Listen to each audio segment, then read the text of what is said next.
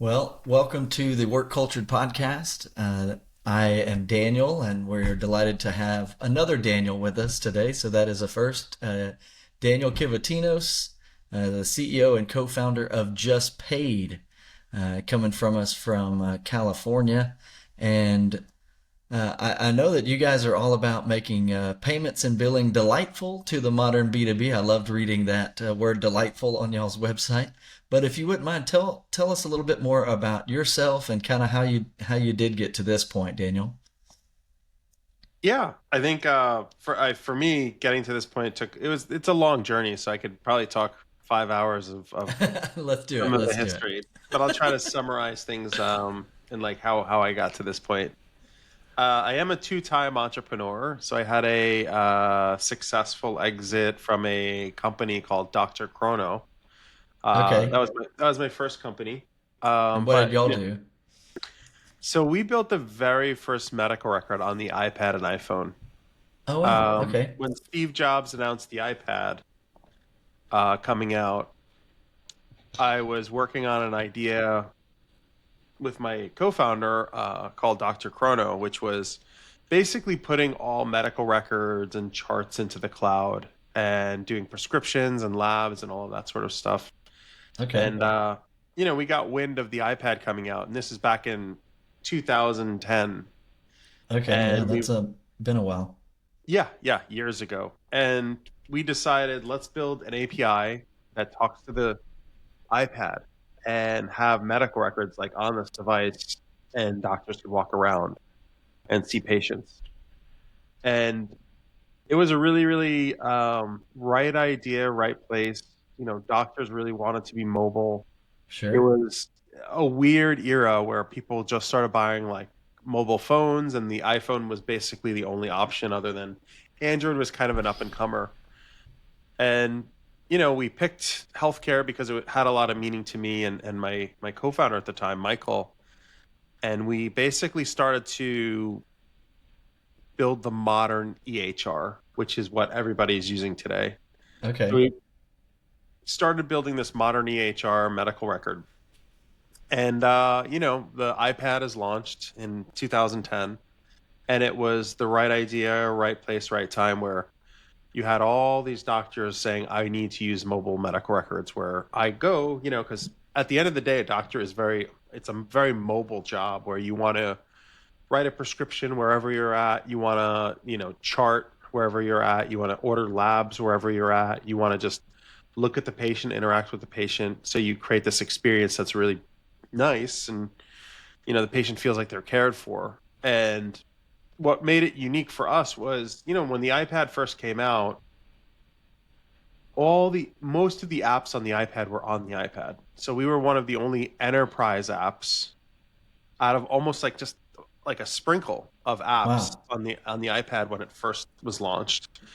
So in that journey, I created a successful company, and in that journey, I saw and spoke to a lot of different startups in healthcare and outside of healthcare, and you see their struggles, you see the way that they're building their companies. And I was running my company, and I saw all of these different pieces of, from I live in Silicon Valley, and you're seeing all of these different startups doing all of these different things, and you go, huh, I'm seeing patterns.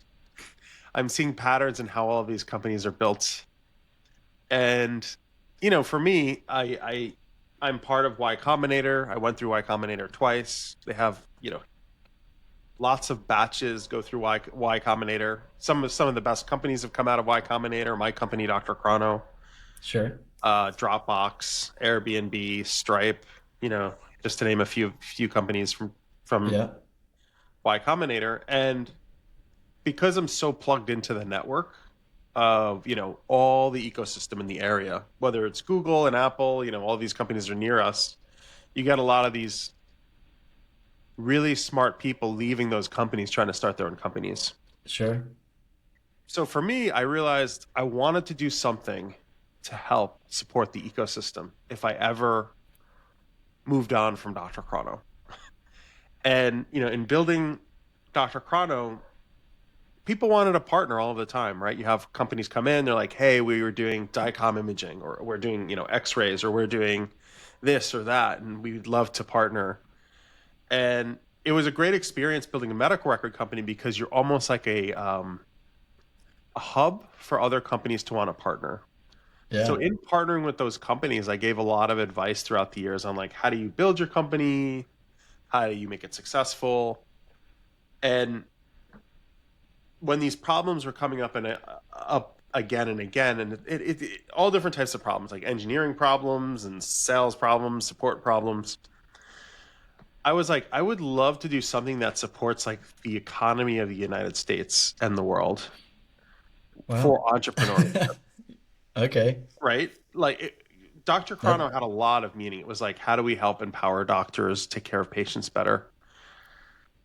But I kind of wanted to branch out and help like the ecosystem of the economy if I was ever to move on from my company. Anyway, fast forward a little bit, I sell that company in 2021, and it was a awesome, very happy with like the people who bought the company, and very happy with like the partnership I had there. But I did move on from that from Dr. Chrono, and I remember just thinking, there's got to be something that could support this ecosystem. And I was racking my brain, what's that piece that I want to work on? Because there's all these different like slivers of like what you can do to help a company. And at the end of the day, I was thinking like money movement for the lifeblood of a company is probably the most important thing. And I was sitting at a Panera Bread with my co-founder Vinay, and we were talking about and all of how do these you know? ideas. How'd you know Vinay? He worked at my first startup and moved on. Like, so he worked Okay. there, and I remember like I just remember his work ethic, him like working really, really hard when he was there, and everybody saying, this guy's really good. And I remember like the day he left the company, everybody was like really down. And there's like just certain memories where you're like, okay, maybe there'll be a chance to work together in the future. Love it. And with him, when I left my company, I saw a post on LinkedIn. Thankfully, he posted on LinkedIn. He's like looking for something new. Okay. And, what had happened is I left Dr. Chrono, and I'm looking through LinkedIn, and I see this, looking for something new. I want to work on something. And I reached out and I said, hey, Vinay, let's meet. Well, let's meet at a Panera Bread and start brainstorming some ideas, and maybe something will come of this. Okay. But Wow. I love that. I met him at a Panera Bread, thinking maybe he's serious, maybe he's not, but I'll find out. And Yeah. we sat down at Panera Bread, listed ideas out, and I really liked his I just liked who he was as a person. I felt like he was like a good, you want to work with just like good people. I felt like I could Yeah. trust him. Okay. And we worked together in the past, and I knew he was good at like software development. So you have me, I've done it before. You have Vinay, who's like a deep engineer who understands a lot of complex problems and tackles, software problems. And I'm like, we have some of the pieces to this puzzle, but we don't have an idea yet. And another thing I liked about Vinay is he left India to come to the United States to kind of make his own name. And he was very passionate about like startups and doing something. So it's not easy to leave India. It's not easy to like figure out your way to America and to like sit in a Panera Bread with another person in the Yeah. United States in Silicon Valley, and figure out your way to like build something. And I really Build. respected his like tenacity. Yeah, it was just Yeah. Build something from nothing, huh?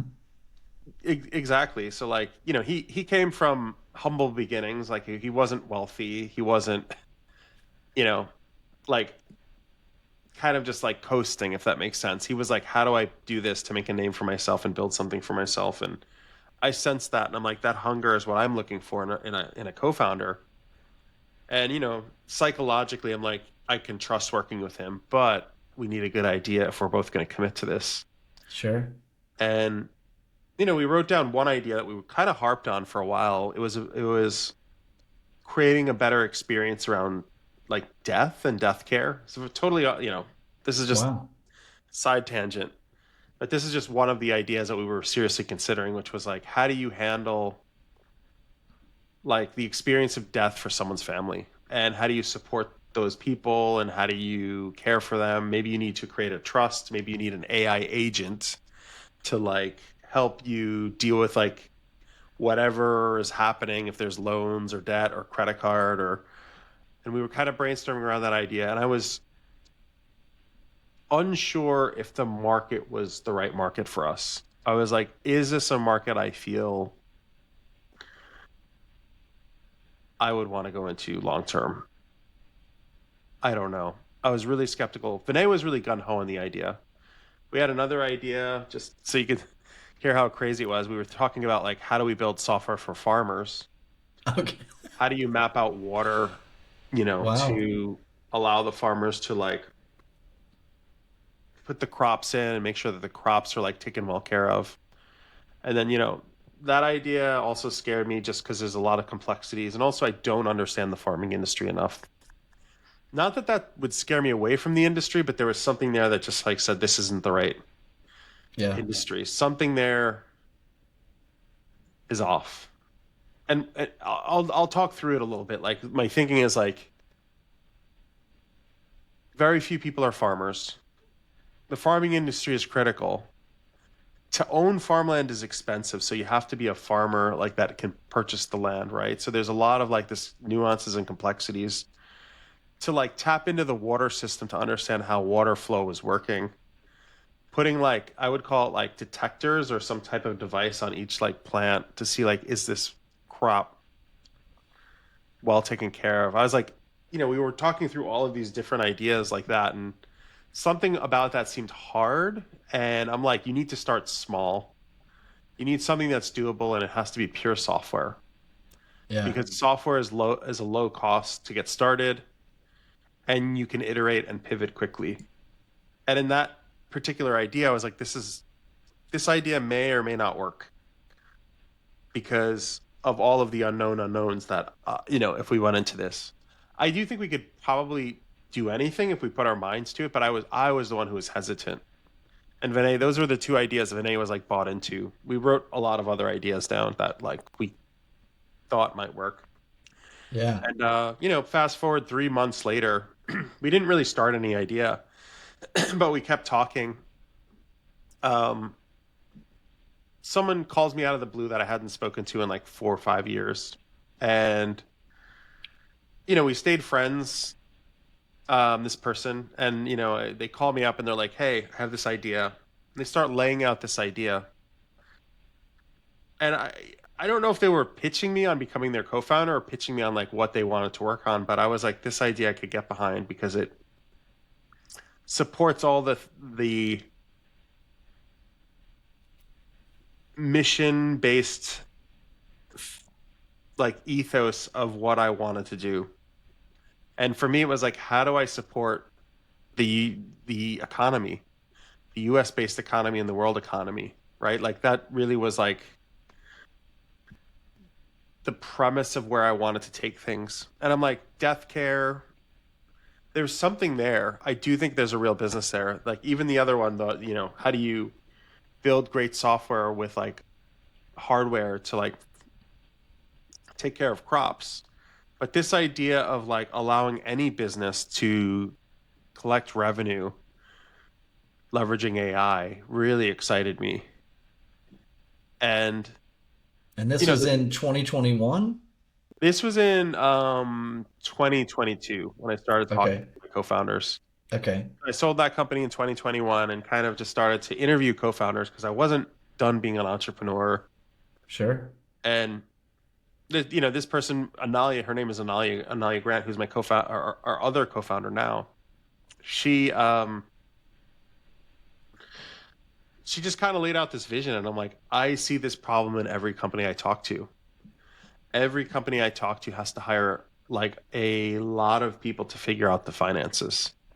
And in finance right now is just a people business. You hire people, They do the taxes, you hire people, they take care of, you know, accounts payable, you hire people, they take care of accounts receivable, you hire people, to just do a lot of that manual work. And a lot of businesses cannot afford to hire an accounts receivable person or an accounts payable person. So the founders do it, or they have their family do it, or they hustle and they stay up all night and they shoot emails out to make sure like payments are collected. And I'm like, can we build something here that democratizes what the larger companies have access to? Like big companies that have lots of revenue hire people to do this, to take care of this stuff. But how do we enable all companies to be able to have like an accounts receivable team to collect revenue? And Yeah. there's millions of entrepreneurs in the United States, and they're all trying to hustle to build a business. And how do you enable them to like have that team behind them? And I saw a path where like if we were to leverage AI, if we were to build something that could actually take in any information you give it to generate invoices to help you collect revenue, there's something really there. And that was Yeah. like the vision that she was pitching me on. And I was like, this is a really good, I bought into this. So I call Vinay and I'm like, hey, Vinay, um, I think there's an idea here. Like, are you in? Does this idea make like, are you excited by this idea? And he's like, yeah, I'm in. So immediately And we just start working on it like that week. oh wow. And then we And kind so of, yeah. from that time, I mean, what was the ramp up process from when the product was built and y'all were bringing on customers? Um, so because we focused on just pure software, we went from, I would say in the first 3 months, we were building nonstop. Okay. After about 3 months, we had like ramped up several customers. So Okay. it was a pretty aggressive timeline, like from the Yeah. idea to getting funded. So just rewinding a little bit, we had the idea. Analia and I were like, let's apply to Y Combinator. Do you know Y Combinator, Daniel? I don't know if you know.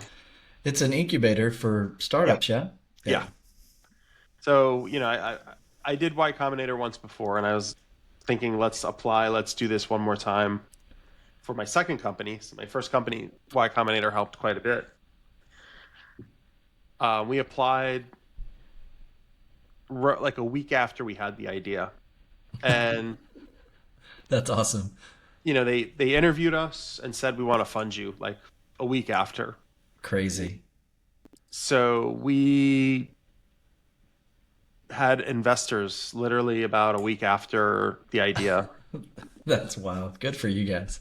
Yeah, so we went head first, full time, all Yeah. in, all of us, and just started to figure out how do we build this company. And, Yeah. 3 months in, we had millions of dollars of investors like putting money in. And then we had a product that we were building out and, selling customers to. So it was a Wow. very, very, very quick ramp up to get the idea off the ground. Yeah. Um, I think part of it had to do with like my co-founder Analia is a serial entrepreneur. Vinay is like a go-getter, and I had sold a company successfully, and the word gets around Silicon Valley when you have like a good exit, where people like there's more street cred and trust when it's someone that's like built a real business and like exited it and That makes whatnot. sense. Yeah. Wow. That is fascinating, and that is a quick timeline. And I do want to come back and ask a couple more questions on that as we continue. I do want to start and ask that question that I I say warned you about, but knowing that about your background so far, what would you say is a mistake that you've made in leadership so far that you'll never forget? A mistake I'll never forget.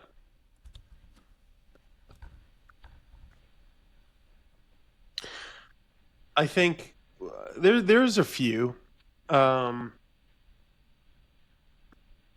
I think one is when you have people at a company that you know are not a good fit. You need to be very honest early on with them and just say this isn't working.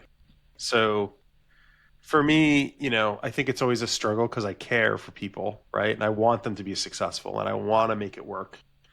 For me, I put a lot of energy and effort into people. I think for me, that's one of my weaknesses is letting people know that it's not a fit early on. And I think for me, there are times in the past where I regret, like, hey, saying to someone, hey, look, it's not working. And it could be working because it's just not the right job for them, right? You're trying to make someone like work in a startup and maybe they like the larger culture or they just don't know the product at all or there's just something there that's just not working or you're not having that chemistry that you need to like build the company long term. So I would say that is probably one of the ones where I have a few times like kept people a little too long, trying my best to like make sure that they're successful. Sure. And you know, it's good and bad. I think it's good in some ways because like some people it actually works out for, and they actually work out really, really, really well. For others, it doesn't. And I'll give you an example. Like I'll give you an example like where it did work. Um, you know, this is years ago. I had an employee at the company, and several people at the company told me this person isn't a fit. They're not a fit. We need to let them go, right? But I wanted to give the person a chance, and I felt like the person had like a really good work ethic, and that they were just committed, and they were all in. That's what I sensed from this person, and I pushed back. I didn't fire the person. I went all in and like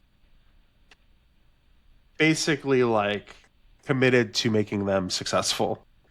And they embraced it and they went in and they just like took it and like worked harder than ever and it worked out. Another example is, there are times when I don't listen to my gut with employees, right? So like Yeah. everybody on a team would say, this person is the person we need to like do this for and they're going to do this and they're going to execute on this. And something in my gut told me this isn't the right person. When I don't listen to my gut, it's generally like telling me the right answer. And I should listen to like my internal thought process way more and hear it. In the past, I would just ignore it. And now I'm really like listening to it quite a bit. And you get peer pressure and people are telling you this is the right person, but it may not be. And Yeah. there was one hire that we made and everybody really was 100% in on this person and they weren't the right person. And looking back, they all were like, "Oh, we made the wrong choice." And I'm like, I should have just listened to myself in this situation and I didn't speak up. I was trusting the team around me to like do this. But, there is a blend of trusting people, so you can't always get it right. And this is another thing is like building a team. It's like a sports team. You have to curate the team as you go. You're going to build a team and some people are going to work really well and you're going to be like, "Oh, I didn't know that Kobe Bryant was going to be that good." Like, who knew, right? Like, did people actually know that? No. He took that path. He went all in, and he became Kobe Bryant. Right? It's like Yeah. some people kind of deviate. That you get these rock stars. They come in and they just, I call it like flaming out, where they don't work out, or they just like burn out too quick, or they Yeah. just aren't. This isn't the right industry for them. They may not even want to be in the industry that we're in, and they're just not feeling it. So it's a sports team, so you're never going to get it all right. So I don't really beat myself up. I think it's just taking action on problems quickly. And that's like maybe a regret sometimes where I try to make things work with people. And when it doesn't work, I should just be more upfront about it and honest sometimes. So, it's curating the team. um, So when you think about like the current team that you've created, I mean, what have you guys done to create a healthy work culture among the team and continuing that?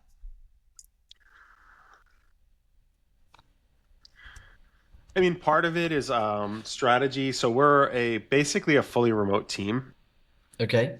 Part of the strategy for me is to have like a, a culture where we foster like innovation, where people don't feel scared to come to me, right? So how do you do that? How do when you're running the company and you're their boss, sometimes if everything you say, they take that as like positive or negative, like, oh, I can't talk to him because he's gonna come at me. Whatever it is, we can't sell our product to this type of customer. And if I yelled at, if I yell at the person, it doesn't foster like that trust. Yeah. And it's harder in a remote environment because people, I think, are more. It's easier not to be connected to people. Yeah. So I mean, some of my strategies that I use in this company, and this is every company is an experiment. Whether you're Apple or Google, they're all experimenting all the time and trying to figure out like what and how they're going to generate revenue and more of Sure. it and create a better environment. But for me, one of the things that I like to do in this company is I have a company-wide meeting. I do an hour-long meeting where we do kind of like a icebreakers. And an Okay. icebreaker would be like a high-low gratitude. Like, what was your high this week? Okay. Give some gratitude this week. What was your low this week? Another is, in a company-wide meeting, I might say like, give me if you really knew me, and then let's talk about something that people don't know about you. And I've gotten some like shocking things out of people, Yeah. it created connection. It wasn't just about the work, right? So having a company meeting that fosters connection is like one of the tools I use. Another is having I call it a coffee hour. So like a coffee hour is where there's no agenda, and then you just kind of have a conversation with the team. I think the team like loves those. They genuinely love the unstructured like Yeah. type of meetings, and they ask for more of those. A coffee hour where you're just kind of hanging out with the team. I Another like type of that. meeting that we have is it's basically a quiet meeting. It's a no talking meeting. I we have one tomorrow. It's an hour long meeting. Everybody turns their camera on. Camera is required on, but you can't communicate with the team. You literally work in parallel. So it's like parallel work. Um, Interesting. and people love that meeting. They So it's absolutely like love it. cameras on, microphones off, Yep. basically. Yep. Yep. I've never heard of that. It's something I really was thinking like, how do we have that co-working? Because in a normal physical environment, you'll be working next to people and you won't talk to them for like 3-4 hours, Yeah. right? Yeah. So we have a no talking meeting. I call it here. Let me pull it up on my calendar for you. It's I've called never heard that. Deep Flow Virtual Co-working. That's the name of the meeting. I call it, and basically we just all work in parallel. Um, you Wow. can do whatever. Some people are on sales calls, so you'll see their camera off. They're talking to somebody, right? I'm sorry, their camera's on, but you'll see them talking to somebody. Other Yeah. people are just like literally just like coding. Yeah. Um, I love so it. that it's a really good meeting. I think people just like that camaraderie in that way. And then the last type of meeting that we have is so they have these paired coding sessions.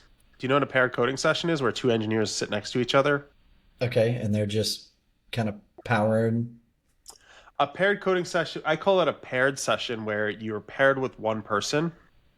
Say you have your work today, Daniel, and say it's like I'm going to work on the podcast. I'm going to get this edited, or I'm going to schedule out 5 people. I would sit in your meeting for about an hour and just support you. And you rattle off something like, "Can you email these 3 people for me?" Okay. And then I would do it. So a paired session is where 2 people work on the same idea at the same time. And that concept came for me from Starbucks, where Starbucks actually has a rotation of team members. I don't know if you know this about Starbucks, but they rotate the team members. This week, this person's on cash register. This week, this person is making, the ice drinks. This week, this person is working as the barista. But when you do these rotations, it creates a more robust team. Excuse Where me. you're, what's that? I said, excuse me. Oh, I'll get. Um, yeah, when Well, you do that, you create this rotation. But yeah, yeah, it feels like that would keep people fresh and sharp and essentially able to fill in any of the positions that were there. That's it works out really, really well. I don't know if people always like it because sometimes you're working on things that you don't want to, right? So sure. like you're like, this is boring. I've seen that, and some team members are like, oh, I have to work on this. Yeah. But I see them learning at the same time. Like people may not want to work cash register at Starbucks, Yeah. right? In my company, we Yeah. have different team I members don't know working if on I'd want to. exactly. Exactly. It's like people, you pick what you like and you work on that. But when you're paired together with somebody and someone takes the lead, you kind of just let them lead and they show you what they're working on. It also creates like more connection to the team where they trust each other more. Yeah. So these are Wow. all strategies that I've been doing, for this company, which is it's working great, honestly. So you're learning the secret sauce of like how we're building this company fully remotely. Yeah. And can you give me some like indication? I know on your website it showed kind of it's got dots plotted kind of with all of the different locations that you have people working. Can you tell us about how many, what's the head count these days and kind of what's the growth projections for 2025? Sure. Um, we have 15 people at the company. Okay. Um, everybody's fully remote. Some people are in Silicon Valley, like me and my co-founder in Silicon Valley. My other co-founder comes to Silicon Valley like for like 2-3 months of the year. Oh, wow. So they're in Amsterdam, my other co-founder. And then Okay. That's awesome. the team is kind of sprinkled across the globe. We have team members in Africa. We have team members in, South America. We have team members in the EU. Um, Okay. it's just a global team. And for me, one of the weaknesses of being remote is you're remote. So you have that like you feel isolated quite a bit. But Sure. one of the benefits is you get top talent. So like these are some of the people that wouldn't work for Google. They wouldn't work for Apple, right? Like they're not where Apple needs them to be, right? Yeah. Like Google says you're going to be at the Googleplex at 8 in the morning on Monday. The Googleplex is in, Mountain View, California. Like some people don't want to be in Mountain View, California. You want to be where you want to be. So Sure. that's one of the benefits of being a global employee. And at our company, because we are a global team, it allows people to be wherever they want to be. So it creates that like opportunity for us to find the best people, and it creates the opportunity for them to live where they want and like be where they want. Because if someone wants to work out of Brazil or Colombia or Mexico or Texas or Turkey or Italy, like I've had team members go on like long trips and they just hop on their Zoom and I'm like, where are you this week? And they just give me an update and, you know, they're doing their work and they're working, Yeah. they're doing everything they need to do. And I'm like, this is good. I see them like happy, but also like very productive. So it creates this really nice synergy, but the team is, fully remote. That's exciting. And so what does 2025 look like in terms of growth among employees and maybe even customers? I mean, for us, it's this year is all about getting customers and revenue. I think for me, number of employees is almost like a vanity number. It doesn't say if you're successful or not. I don't know if you've heard this term, but they talk about the nano unicorn. Have you heard Okay. that term? No. The nano unicorn is a one person startup that has like hundreds of millions of dollars in revenue or $1 billion in revenue. And is that possible? So like I think we're more in that mindset is like, how do you do as much as possible with technology like AI and not over hire people? Yeah. So we're really like pushing that boundary and saying like, how do we do this with just 15 people or 20 people and do as much as possible?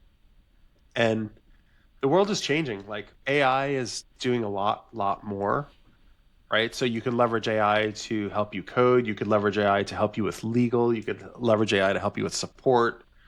Automated AI phone calls. You could leverage AI to like help you with blog posts. There's so much that AI can do now. You don't literally have to hire as many people. So, I'm looking at it as how do you push the boundary there as AI gets better? How do we not overhire? I don't want to be like one of these companies that have like laid off, you know, Exactly. they wave their hand and 2,000 people are laid off. It's like disastrous. It's like Yeah. keep the team committed. Let's work hard and let's see what technology is out there to help each like team member do their job better. And it's amazing the amount of stuff that you can use now to like get your work done. It's insane how much like more productive the team is just because of some of these tools out there. Yeah. They are Um, amazing. And it seems like because of LinkedIn mostly, I read about new tools every week that I'm like, AI can do that? Yeah, it is mind blowing what's out there. yep. So my next question, I guess, really is, I mean, what are the biggest challenges that you see that you guys will be facing this year? Um, I think there's a lot of noise out there now about AI, right? So it's like, how do you break out of the noise? Because a lot of it is like just companies will just say the word AI for anything, right? Yeah. And Yeah. I think some people they're confused on what like is actually AI and they're confused on like who they should be partnering with. So it's breaking out of that noise, right? Sure. That's one of the challenges. Another is like just getting out there and getting the word of mouth out there of like who we are, what our product does, you know, that sort of thing. I think it's a new world that people don't understand that you can use an AI agent instead of hiring three people, right? You can do less with more. Not that Sure. you don't need finance people. Like we're not replacing finance teams.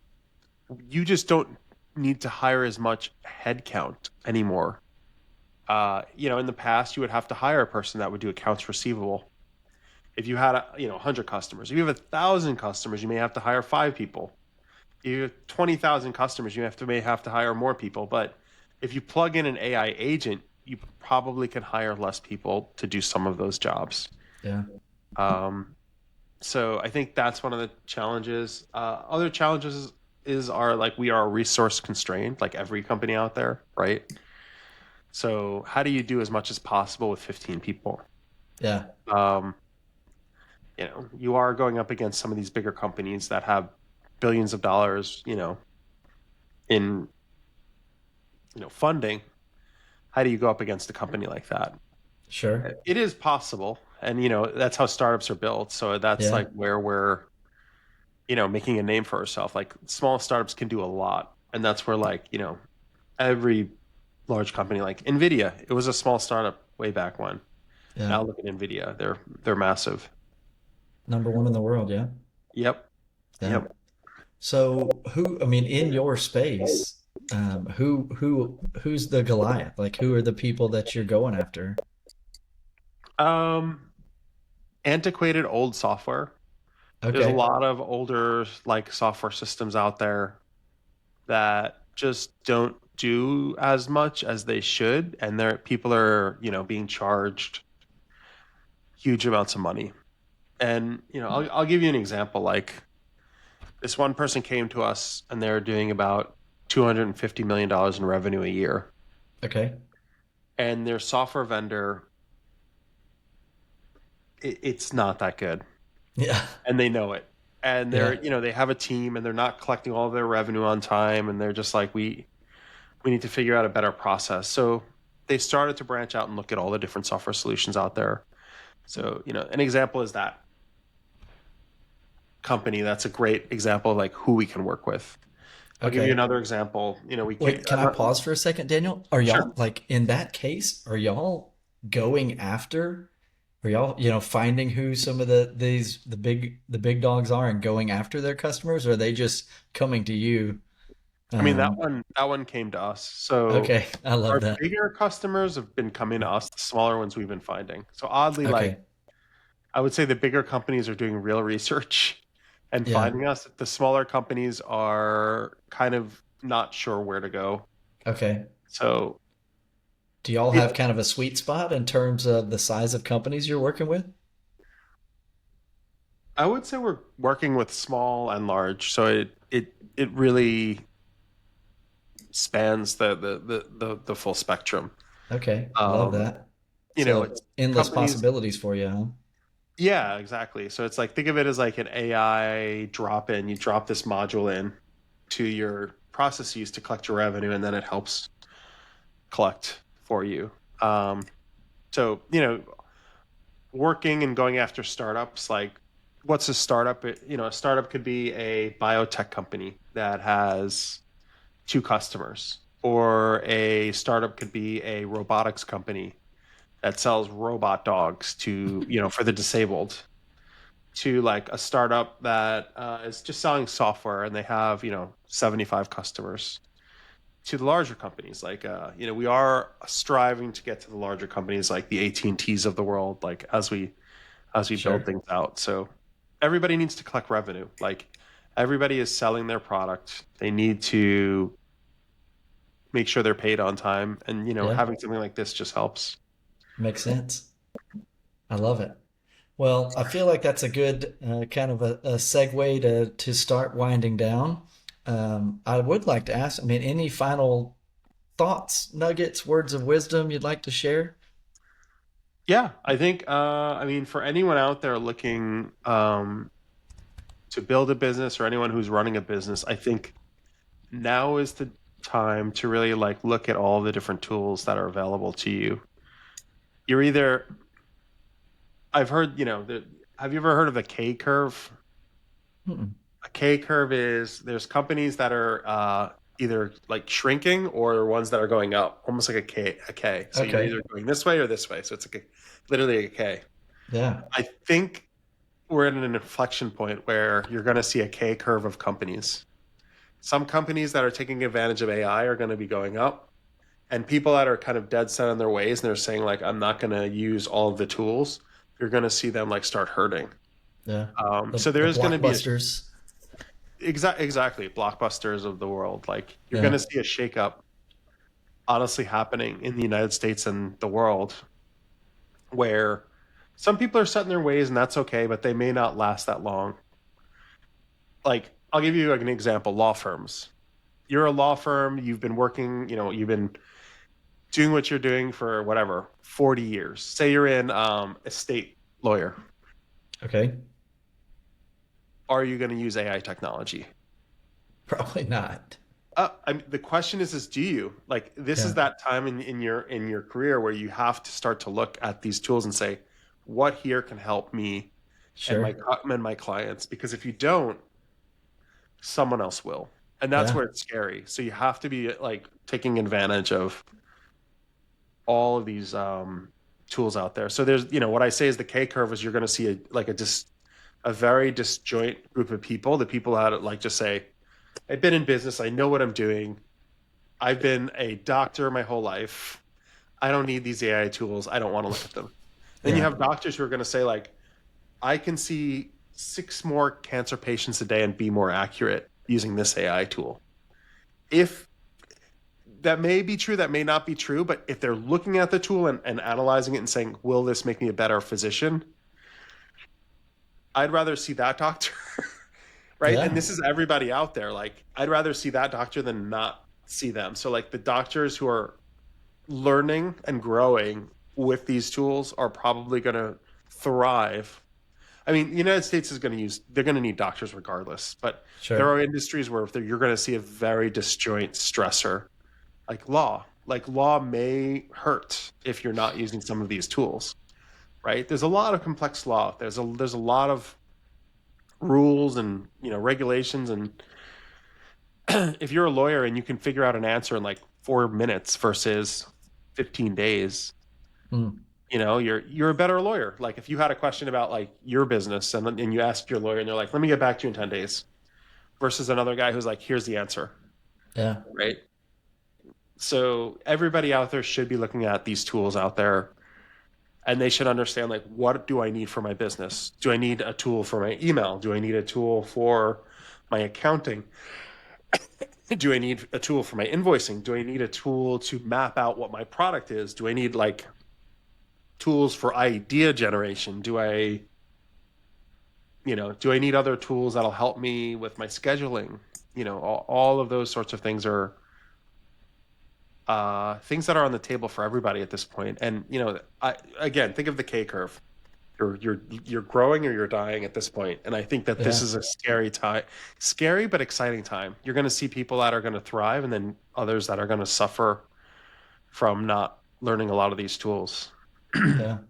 And I feel like we're already seeing it. I mean, I've seen it here in Austin, and it seems like every week a local publication puts something out about another business that has shuttered its doors, and yeah, where it's gonna continue. I appreciate the insight. It sounds like you guys are doing exciting things, and I'm glad that we're connected on LinkedIn, and I can continue to follow the growth, and uh, should be exciting times ahead. So at this point, I would it'd probably be silly if I say it's my favorite part, but I do enjoy when we sign off because I'm going to ask. We do a little this or that.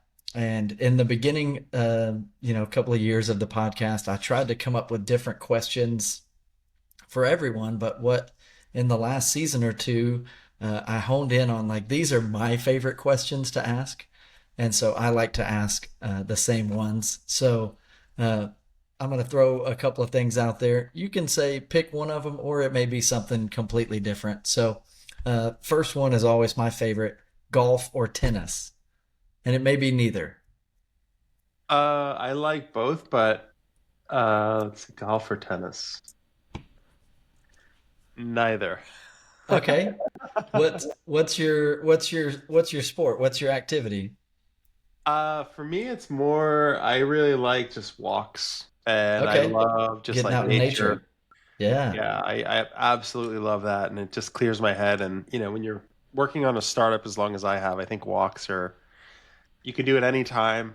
Saves me Yeah. a lot of hours, like just planning going into a tennis court takes time and whatnot. Sure, sure. Um, I enjoy like taking people on walks, so I do that quite often. So it's a Okay. pastime of mine where I just kind of brainstorm and clear my head with a nice Perfect. walk. Well, this next one is technically the third question, but because of I saw where you're at on a map, I feel like this is a perfect one. Mountains or beaches?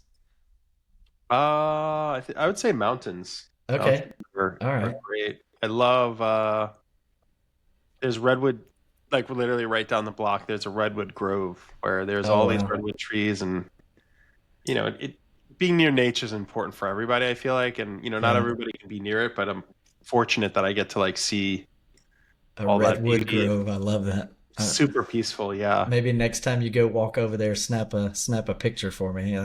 deal. That's a Yeah, thing. I've been to California a number of times. I've never gotten to see any of the redwoods, so that's exciting. you should definitely do it. It's beautiful. Like it's Yeah. nothing like it in the world, honestly. Wow. That's awesome. All right, next one, tea or coffee? Coffee. I Okay. love a good cup of coffee. So Yeah. How do I see you? Yeah, I see you drinking coffee. How do you there you take go. it?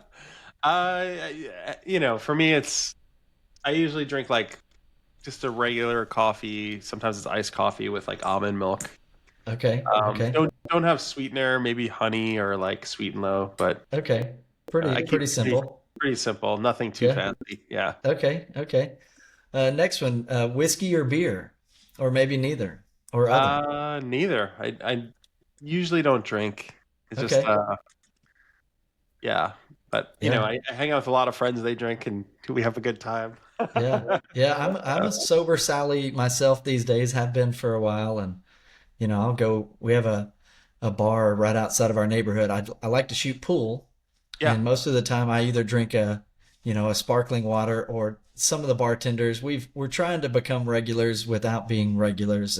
But some of the bartenders have said, "Hey, Daniel, you ought to try this. It's one of the beers that's non-alcoholic." And I've enjoyed that because I do enjoy the taste. But sometimes it's nice of like, hey, I can have the taste that I like, but still no alcohol. So that's kind of been a nice phenomenon. So, but last but not least, are you a morning person or a night owl? definitely a night owl, I would say. Okay. Yeah, yeah. I love it. I'm a little bit of both myself, but I would definitely say normally I'm more of a night owl. Seems like you get more creative in those nighttime hours, huh? Depends on the person. Yeah, for me, I Yeah. think for me, I'm wired way more for working at night. So a lot of work for this company gets done at night Okay. when everybody's asleep. Yeah. So Something about that peaceful hour, huh?